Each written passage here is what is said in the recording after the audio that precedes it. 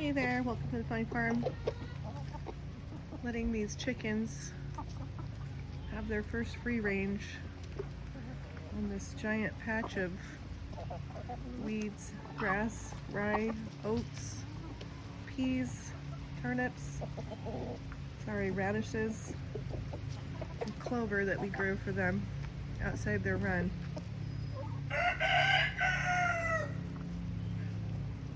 What do you think? What do you think? It's taller than you.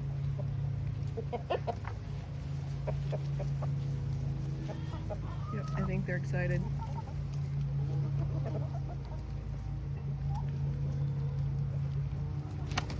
The chickens are out here right now having a go at weeding the pathways for me, but I also got some horticultural vinegar so I can come through here and spray down these paths, and then I'll re-wood chip. This Tidy Treats tomato from Johnny's Seed is popping. She's got lots of little cherry tomatoes forming on her.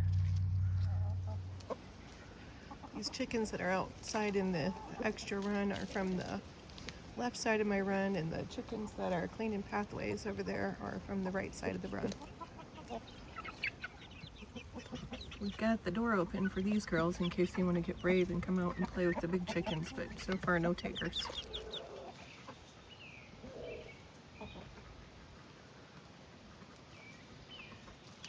We're having a good time.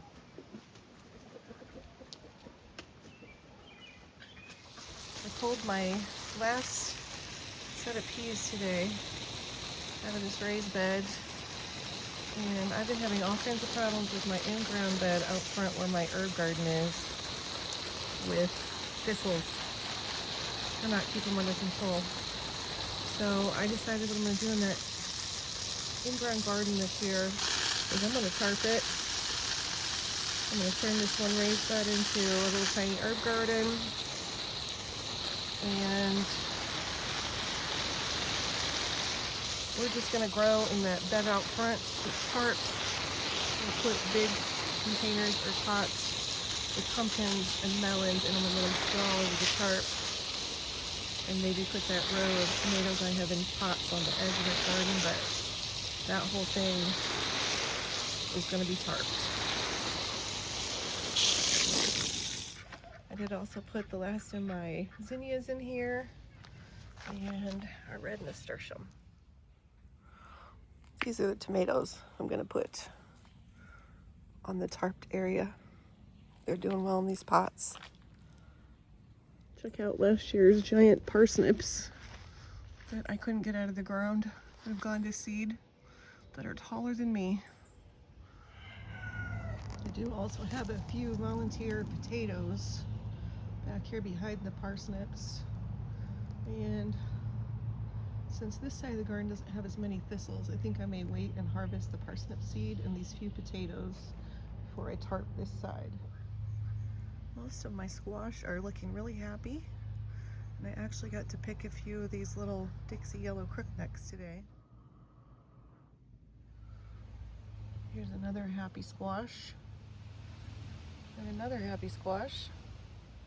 But these cocosals that were over there in the totes were not happy over there.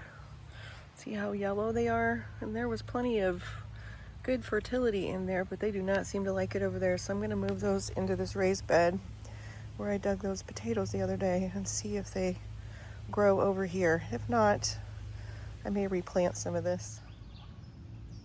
I've moved some leeks into these totes instead of those squash. These leeks really need to get planted. So I've got these buried deep.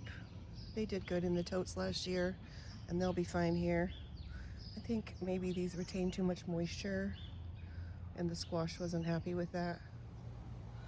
And I've got them hidden under tulle until they get established, so the squirrel doesn't dig them all up right away.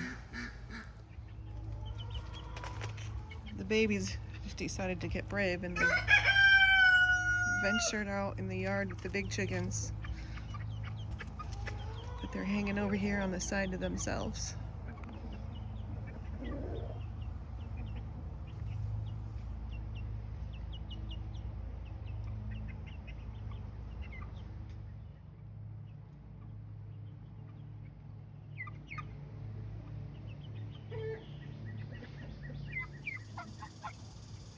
last one out of the coop. And the cabbage looper moths have now found their way to us. Got a little bit of organic garden dust on these right now, but I think I'm gonna burn a few logs in the fire pit later today so I can come over these with ash. But look, we're getting orange cauliflower starting.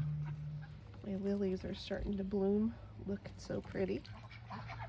And my next video is definitely gonna be on our net garlic haul. And our patch of milkweed is also blooming and it smells beautiful. I actually caught a monarch out here, but by the time I got out here with my camera, it had taken off and was flying over the roof. But these smell so good. Thanks for watching.